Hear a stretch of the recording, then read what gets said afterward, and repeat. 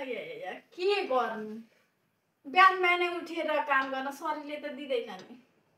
केटाकेटीलाई खाजा बनाइदिने बानी छ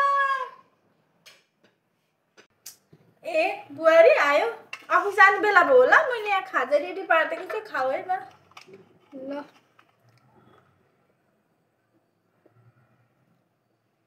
के बनाउनु भएको आमा यो तपाईले के बनाउनु भएको यस्तो चिल्लो न चिल्लो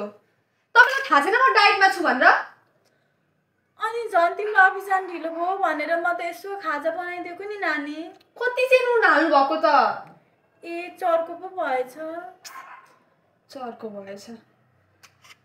अब यो घरमा पुरानो चलन चल्दैन है आमा भनिदिएको छु मैले के हो यस्तो खादिन म यस्तो मलाई फ्रुट्सहरु काट्दिनु बिहान बिहान मेरो मुड खराब गर्दिनु त तैले पनि म त तिमीलाई खुसी राख्न चाहन्थे बुहारी खुसी राख्न चाहनेले यस्तो गर्छन् त थाहा छैन तपाईलाई म डाइटमा छु भनेर मेरो यस्तो स्लिम बडीलाई फ्याट बनाउन खोज्ने नरिसाउ बा म फलफुल काट्दिन्छु नि त फ्रिजमा स्याउहरू होला नि छोड्दे म अर्को फलफुल काट्दिन्छु ल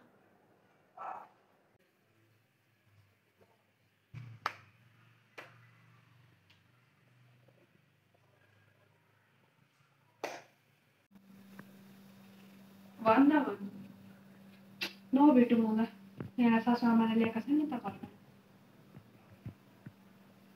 के छोड एकैछिन ल आमा राम्रो काम गर्नुभएछ त यहाँ मैले नराख्नु भनेको होइन तपाईँलाई कतिचोटि भन्नुभयो दिक्क लाग्दो एकचोटि भनेको लाग्दैन तपाईँलाई यत्रो बनाएको सब राख्न यहाँ राख्नु है अबदेखि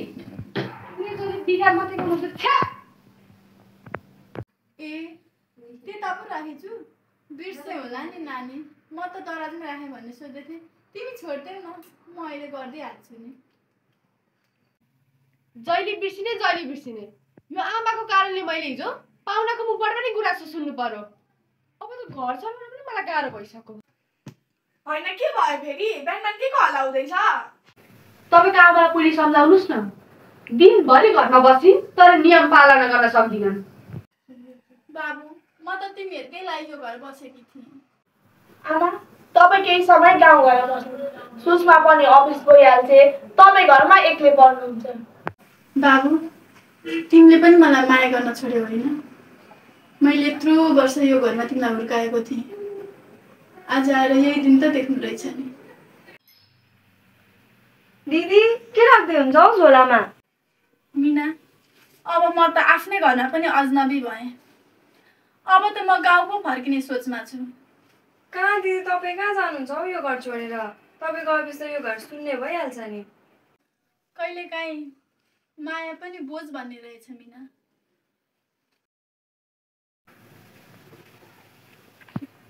आमा आमा आज हुनु न त हिजो रिसको जोगमा नाना थरी भनेको थिएँ रिस आएर कहाँ जानु भएछ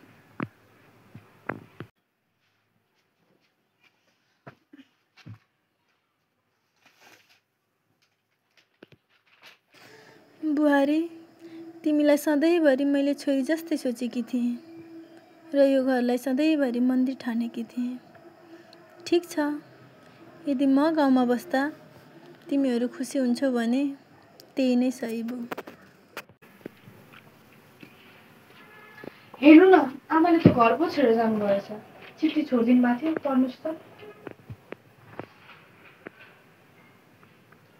अब बुझ्यौ नि सुषमा आमाले हामीलाई कति धेरै माया गर्छन् भनेर मैले गल्ती गरेँ अब हामी दुईजना मिलेर गाउँ जानुपर्छ त्यसपछि आमालाई लिएर आउनुपर्छ आमा मलाई माफ गरिदिनु म गलत थिएँ उठ नानी आमा छोरी बिच माफीको कुरा हुँदैन मैले तिमीलाई उहिले माफ गरिसकेँ